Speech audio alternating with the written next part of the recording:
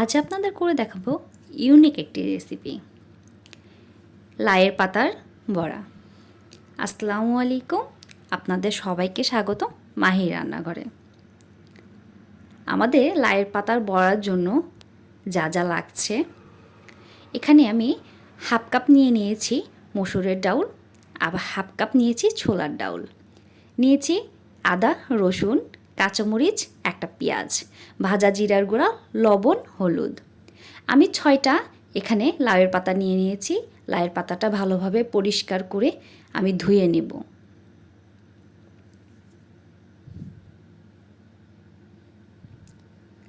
আমি ধোয়ার পরে লাউয়ের পাতার পানিটা ছড়িয়ে নেব। লাউয়ের পাতার পানিটা ছড়ানো হয়ে গেলে আমি এখানে ডাউলগুলো বেটে নেব।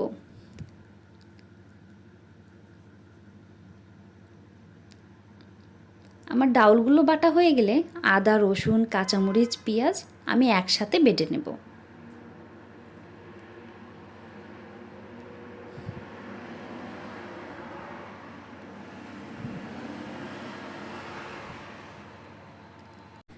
বাটাবাটির কাজ শেষ। এখন আমার বাটা ডাউল আর বাটা মশলাগুলো আর গুঁড়ো মশলা যেগুলো ছিল সেগুলো, সাথে আমি 2 চামচ নিয়ে নিয়েছি চাউলের গুঁড়া, নিয়ে ভালোভাবে মিশিয়ে নেব।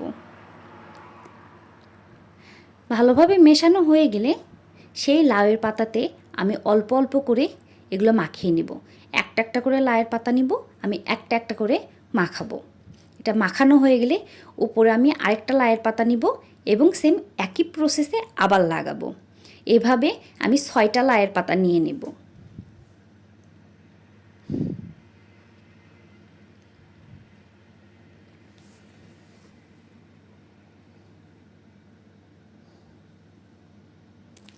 সবগুলো লাউয়ের পাতায় লাগানো হয়ে গেলে আমি হাত দিয়ে ভালোভাবে মুড়িয়ে সুতা দিয়ে পেঁচিয়ে নেব। সুতা দিয়ে পেঁচানো হয়ে গেলে একটা স্ট্রেনারে নিয়ে এটা আমি স্টিম করব।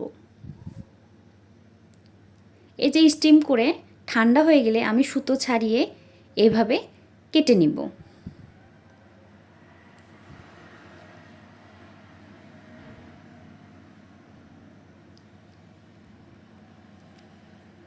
আমার সবগুলো কাটা হয়ে গেছে।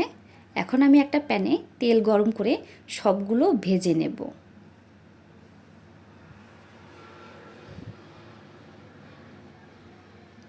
এখন সবগুলো উল্টে পাল্টে দিব। আমার বড়াগুলো প্রায় ভাজা শেষ।